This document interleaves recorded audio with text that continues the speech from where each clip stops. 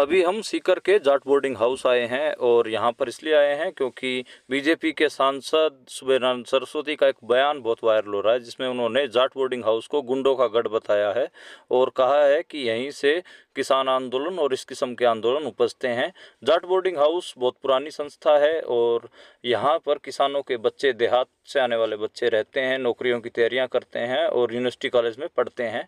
तो हम इसी वजह से इस हॉस्टल में आना हुआ कि एक बीजेपी के सांसद को इस हॉस्टल से, जहाँ पर नवयुवक रहते हैं, नौजवान रहते हैं, उससे इतना डर क्यों लगता है। क्या है भाइयों, तो ये हॉस्टल है आप लोगों का है? हाँ तो आप सारे स्टूडेंट हो? जी सर। तो आपके जो सीकर के एमपी हैं उनका बयान आपने सुना? सुना है सर। क्या बयान दिया वो उन्होंने? बयान है उसका कि यहाँ पे जाट छात्रा उसमें सभी ढूंढे रहते हैं। हम्म सर इसको तीसरी बार टिकट मिली है, हम्म तो 2 बार जीत गया 10 साल में।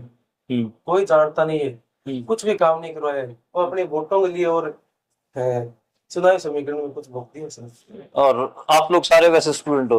आप क्या लाइब्रेरियन की तैयारी करता हूँ सर। अच्छा, लाइब्रेरियन की आप तैयारी कर रहे हैं। तो यहाँ पर मतलब बेसिकली जो सीकर में पढ़ने वाले बच्चे हैं या फिर नौकरियों की जो तैयारी कर रहे हैं, यहाँ से सर प्रतिवर्ष 70 से 80 बच्चे सिलेक्शन देते हैं यहाँ से लड़के, नौकरियों में लगते हैं। अलग अलग फील्ड में।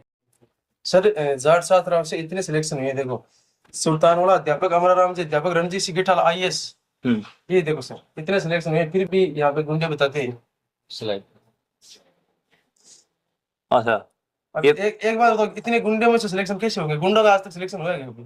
तो एक ये सवाल भी आता है कि ये जाट बोर्डिंग हॉस्टल चलता कैसे है, खाना पीना और इसका फंड कैसे होता है? ये फंड सर जो अपने खाने का तो जो विद्यार्थी अपना देता ही है, और जैसे इस हॉस्टल के योगदान में कॉमरेड का बहुत योगदान है। जैसे इसे बनाने में उसको पहले 2-4 बार पुलिस भी अंदर घुसी थी, बच्चों के साथ मारपीट की थी, कॉमरेड का बहुत साथ है। और सब देहाती बच्चे यहाँ पर पढ़ते हैं? क्या सर? देहात से आके, गांव देहात से आके? गांव से, सारे गांव से। आपका कौन सा गांव? सालासर के पास है सर। सालासर के पास गांव। आपका कौन सी जगह गांव? फतेहपुर के पास। ठीक है। तो आप सारे, और एक जो गुंडे की जो छवि बनाने की कोशिश। तो जैसे यहाँ पे 200 लड़के रहते हैं, तो सर अगर 200 गुंडे हैं तो फिर 70 सिलेक्शन कहाँ से? गुंडों का सिलेक्शन होता है। जैसे आज तक सीकर में जितने भी गुंडे पनपे हैं, उसका हॉस्टल से कोई नाता नहीं रहा आज तक। और अब की बार तो देख लो क्या है, और आराम से जीत जाएंगे, इसको भी समझ में आ जाएगा।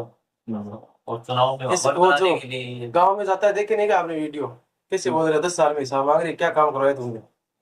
ये जो मोटे लोग हैं, इनका क्या है, न तो ये परिवार के पास रहते हैं, ना इनके बच्चे हैं, तो ये क्या समझे?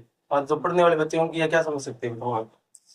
तो पिछले 10 साल में जो एक रोजगार का पूरा मुद्दा चला था, 2014 में नरेंद्र मोदी ने कहा था कि 2 करोड़ रोजगार देंगे, तो उसका क्या रहा? और अग्निवीर स्कीम का, जैसे इस बेल्ट को तो माना जाता है यहाँ से तो बहुत सारे फौजी जाते हैं।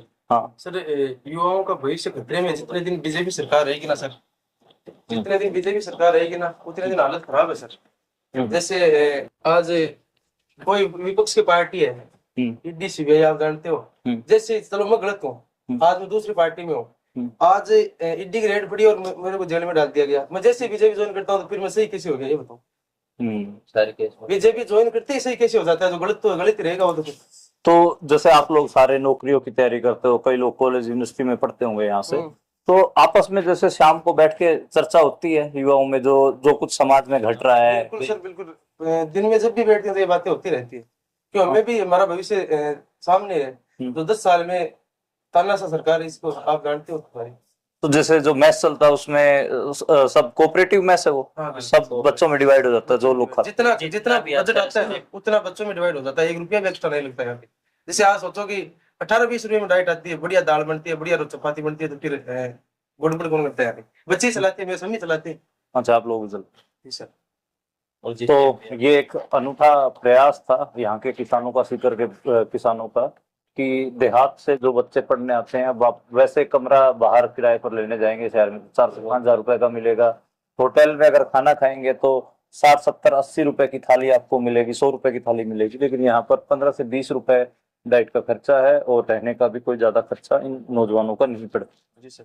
तो कहीं ना कहीं जो सीकर का एक हिसाब से वैचारिक गढ़ भी जाट बोर्डिंग हाउस को माना जाता है, और यहाँ चाहे किसान आंदोलन हो या फिर अग्निवीर का आंदोलन हो या फिर कोई भी समाज में इस जगह पर चीजें घटती हैं तो उसमें इस जगह रहने वाले नौजवानों का भी पूरा एक हिसाब से पार्टिसिपेशन होता है और चर्चाएं भी ये लोग करते हैं।